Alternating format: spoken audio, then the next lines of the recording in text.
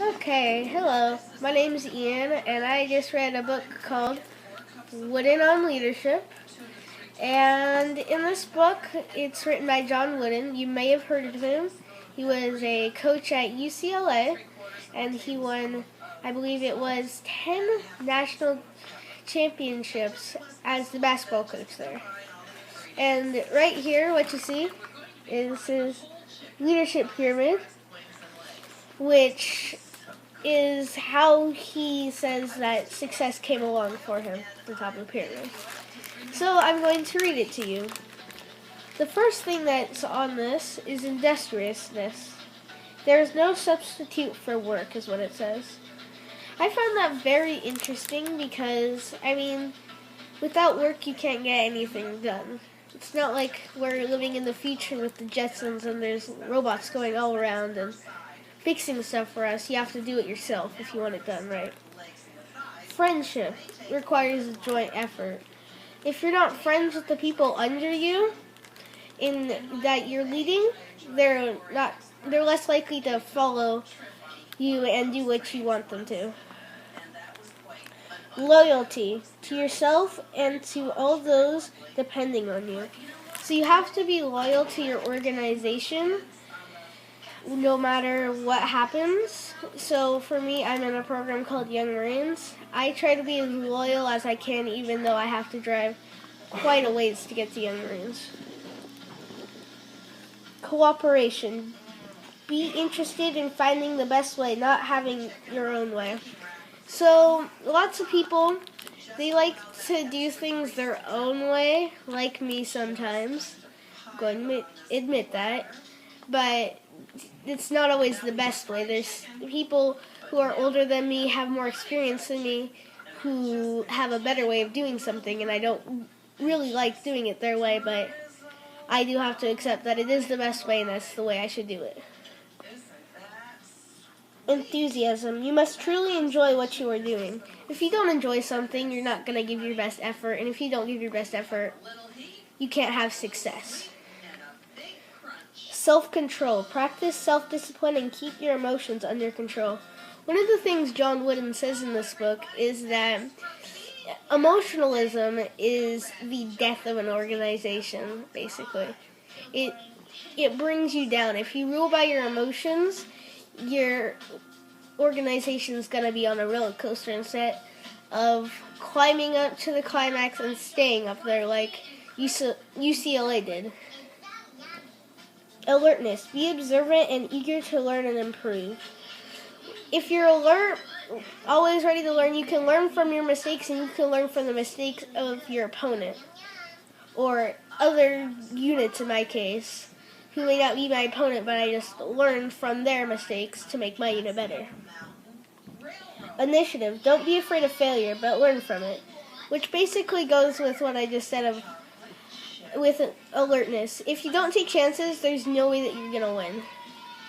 You can win in the low levels, but it's as you get higher and higher up, you're not going to win without taking chances. Intentness. Be determined and persistent.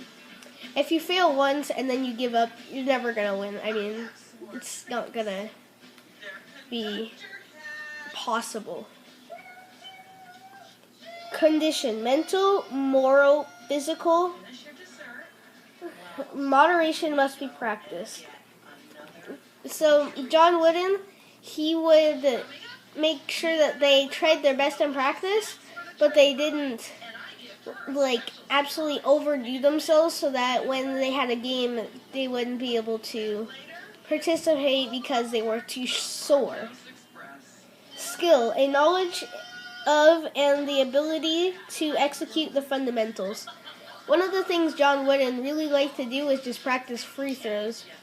One day at practice, he made his players hit 2 consecutive free throws before they could go into the locker rooms to take a shower and get changed. He knew this would be beneficial because in a championship game, sometimes the free throws can change everything. So the fundamentals is what you build on.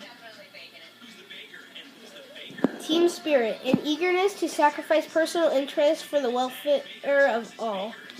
So this is basically if you're not willing to make sacrifices, then your people under you won't be willing to make sacrifices, and that's what you need them to do.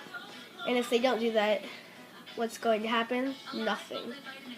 You may win a game or two, but the rest of them, there won't be anything. Poise. Just being yourself.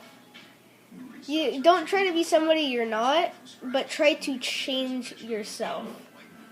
Don't be try to be John Wooden if you're like the coach at UCLA. Try to change yourself to be more like him, but don't become him. Confidence comes from being prepared, keeping proper perspective. If you aren't confident in yourself, confidence is the building block of basically everything. I may be younger than some of the young Marines that I lead, but I'm confident in my leadership abilities, and they see that, and they follow me. And then two of the things right below success is faith and patience. You don't say anything under them, but if you don't have faith in your team, you're not going to succeed. You have to have faith in what you do, yourself and your team. You must be patient with them. Some people, they come and they don't know how to do anything. You have to be patient when you teach them, and you have to not become emotional if they can't do the simplest of things. You just have to be consistent and teach them. Competitive greatness. Be at your best when your best is needed.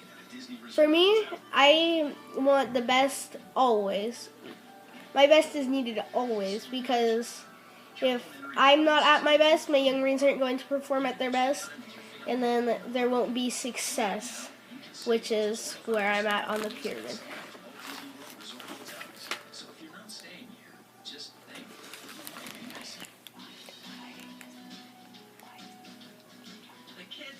And so this book is good for my young Marines, because we eventually, at some point, most of my young Marines, especially the small ones, the ones that are younger than me, one day I'm not going to be there, and they're going to have to take over. And so if they learn from something that I learned from, I think it's probably going to help them become a better leader.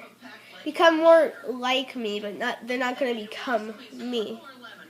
And that's why I think this is good. And it goes along perfectly with the Marine Corps and Young Marine 14 leadership traits. And yeah, that's why I think this book would be beneficial for all Young Marines to read.